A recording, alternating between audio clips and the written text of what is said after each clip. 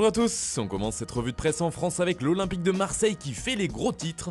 Ce mercredi, c'est Jacques-Henri Hérault qui fait la couverture de l'équipe. Pour le journal, le président de l'OM peut se réjouir car en plus de la prolongation de Dimitri Payet et de celle de Marley Aké et Lucas Perrin hier, il a finalisé le transfert définitif d'Alvaro González. Il a également bouclé le dossier Pape Gueye en obtenant l'accord du joueur. Dans le même temps, le projet de reprise porté par Mohamed Ajroudi et Mourad Boudjelal continue de faire parler. Un proche du clan Macourt a d'ailleurs réagi dans les colonnes de l'équipe expliquant que le club n'était pas à vendre et que le propriétaire américain était focalisé sur la saison à venir avec le retour de la Ligue des Champions à Marseille. On part maintenant au Portugal où le poste de futur entraîneur de Benfica fait couler beaucoup d'encre.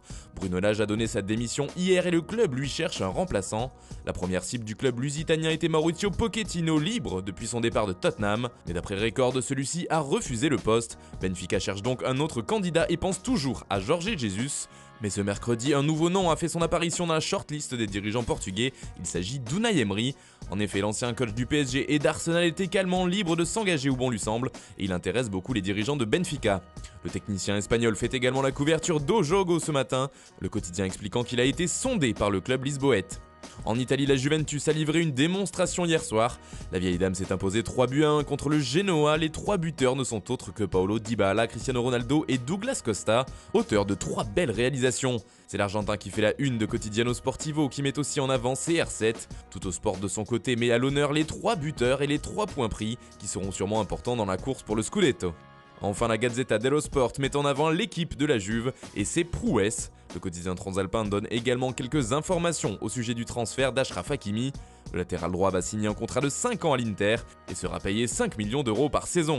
Du côté de l'Angleterre aussi, ça jouait ce mardi et Manchester United a également vu triple. Victoire 3-0 pour les Red Devils contre Brighton. C'est le jeune Mason Greenwood qui a ouvert le score, Bruno Fernandes a ensuite inscrit un doublé. Forcément, les deux héros font la une des tabloïds comme ici avec l'As Greenwood en couverture du Daily Mail. Le journal parlant de lui comme du diamant de United. Avec le Daily Star, c'est plutôt le double buteur qui est mis à l'honneur. C'était le Bruno Shaw hier pour le quotidien anglais. Même son de cloche en une du Daily Mirror, mais le média britannique parle aussi mercato, avec des nouvelles du dossier Leroy Sané. Le Bayern Munich aurait bien avancé et serait tout proche de boucler le deal. Le transfert serait d'environ 55 millions de livres, soit un peu plus de 60 millions d'euros. D'après le tabloïd, l'attaquant allemand passerait sa visite médicale aujourd'hui en Bavière et devrait s'engager pour 5 saisons avec le club munichois. La transaction fait aussi la une du Guardian qui précise le montant exact, avec une partie fixe à 45 millions d'euros et le reste en bonus, dont une partie facilement atteignable par Sané. Son futur salaire en Allemagne fait également parler, si l'on en croit le Daily Express, ses émoluments devraient doubler, il toucherait alors 385 000 livres par semaine, soit environ 1,7 million d'euros par mois. Et puis, toujours à propos du Bayern, le club allemand vient d'officialiser la signature de Tanguy Kouassi. L'ancien parisien est désormais lié à sa nouvelle équipe jusqu'en 2024. Enfin, on termine cette revue de presse par l'Espagne où un gros duel se jouait hier entre le Barça et l'Atlético de Madrid.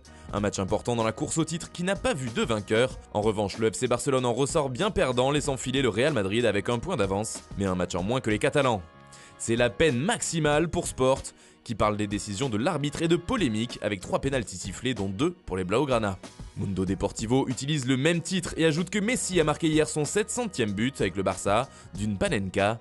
La rencontre fait aussi les gros titres de la presse pro madrilène, mais le ton est un peu différent. Pour Marca, le Barça sort le drapeau blanc.